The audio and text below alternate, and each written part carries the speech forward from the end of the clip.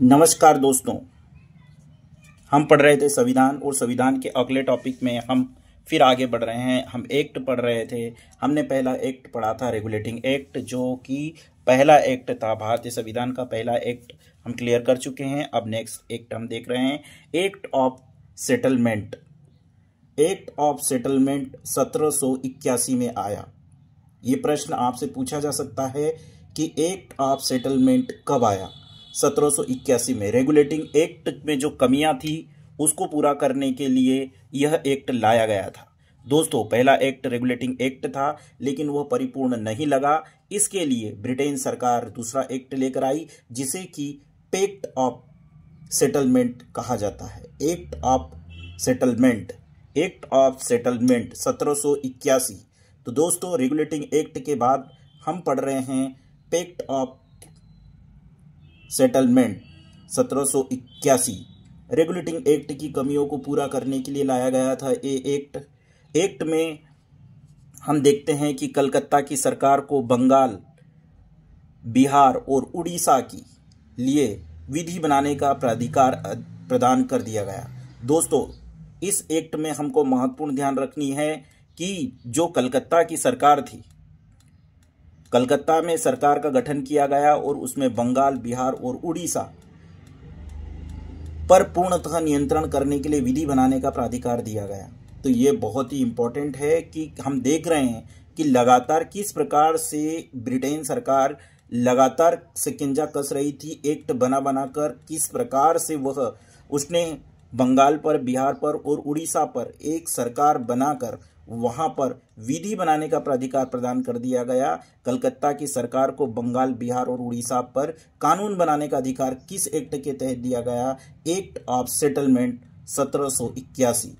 Very important है दोस्तों, इसे हमें ध्यान रखना है। नेक्स्ट हम पढ़ रहे हैं 1784 का पिट्स इंडिया एक्ट।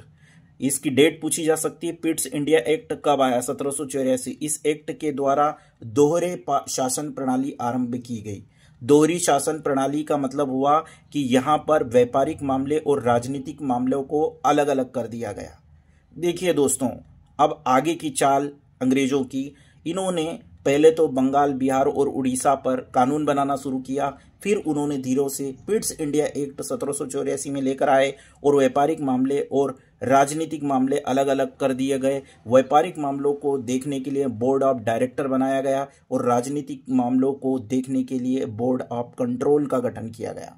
इस प्रकार से बोर्ड ऑफ डायरेक्टर और बोर्ड ऑफ कंट्रोल दोनों का गठन पिट्स इंडिया एक्ट 1784 को किया गया। यहां पर जो प्रश्न पूछे जाते हैं वो है, पिट्स इंडिया एक्ट कब आया? 1784। राजनीतिक मामले और प्रशासनिक मामलों को अलग अलग कब किया गया? पिट्स इंडिया एक्ट 1784 के तहत। बोर्ड ऑफ डायरेक्टर कौन से मामलों को देखता था? व्यापारिक मामलों को। बोर्ड ऑफ कंट्रोल किन मामलों को देखता था? राजनीतिक मामलों को। ये प्रश्न आपसे पूछे जा सकते हैं। इसी प्रकार से अगला एक्ट 1793 का चार्टर्ड एक्ट आया। 1793 का चार्टर्ड एक्ट जो था, यह इसके द्वारा नियंत्रण बोर्ड के सदस्यों तथा कर्मचारियों के वेतन को भारतीय राजस्व से देने की व्यवस्था की गई। देखो दोस्तों, अब जो भी नियंत्रण बोर्ड के सदस्य थे, कर्मचारी थे, उनके जो मामले थे वो तो सारे वही देख रही थी ब्रिटेन सरकार। लेकिन अब उन्होंने क्या किया, इनका वेतन भी जो भारत से राजस्व मिल रहा था उसी से देना शुरू किया। ब्रिटेन सरकार ने वहां से कोई भी वेतन देना बंद कर दिया और यहीं से देना शुरू किया। अब देखिए दोस्तों, नेक्स्ट हमारा जो है चार्टर्ड अधिनियम 1813। ये भी वेरी इंपॉर्टेंट है दोस्तों, यहां से भी प्रश्न पूछे जाते हैं। यहां पर हम देखेंगे कंपनी के अधिकार पत्र को 20 वर्षों के लिए बढ़ा दिया गया। वेरी इंपॉर्टेंट, कंपनी जो यहां पर शासन कर रही थी उसके कार्यकाल को बढ़ाकर 20 वर्ष के लिए उसे फिर यहां पर ठेका दे दिया गया। दोस्तों देखिए, 1713 में कंपनी के भारत के साथ साथ व्यापार में एक अधिकार को छीन लिया गया। कंपनी के भारत के साथ व्यापार करने के एक अधिकार को छीन लिया गया। अभी तक कंपनी कार्य कर रही थी, अब कोई भी कार्य कर सकता है। 20 वर्षों के लिए एक अधिकार भी था। चीन के साथ व्यापार करने में, पूर्वी देशों के साथ चाय व्यापार के संबंध में 20 वर्षों के लिए एक अधिकार प्राप्त रहा, लेकिन चीन के साथ जो व्यापार था वो यथावत रहा, लेकिन भारत के साथ 20 वर्षों का जो एक अधिकार था उसे समाप्त कर दिया। कोई भी कंपनी वहां पर शासन कर सकती थी, कुछ सीमाओं के अधीन ब्रिटिश सरकार जो थी।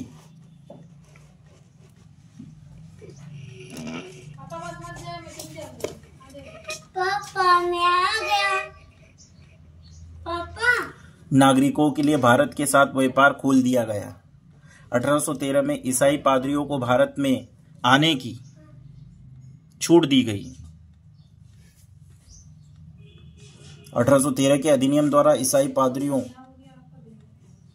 को भारत में आने की सुविधा भी मिल गई। इस प्रकार हम देख रहे हैं कि 1813 में जो प्रावधान हुए हैं वो हमें ध्यान रखना है कि ब्रिटेन सरकार ने जो कंपनी का शासन था उसको कहीं ना कहीं 20 वर्षों के लिए बढ़ा दिया, लेकिन चीन के साथ जो था एक आधिपत्य कंपनी का बना रहा। लेकिन अब इसमें एक प्रावधान ये भी कर दिया कि ईस्ट इंडिया कंपनी के अलावा कोई भी कंपनी आकर वहां व्यापार कर सकती थी। इस प्रकार से कुछ ध्यान रखने की बात है कि कंपनी के शासनकाल को 20 वर्षों के लिए किस एक्ट के तहत बढ़ाया गया। 1813 ईसाइयों को भारत में आने और बसने के संबंध में छूट प्रदान की गई 1813 के अधिनियम में। इस प्रकार हम देख रहे हैं कि लगातार जो व्यवस्थाएं हैं वो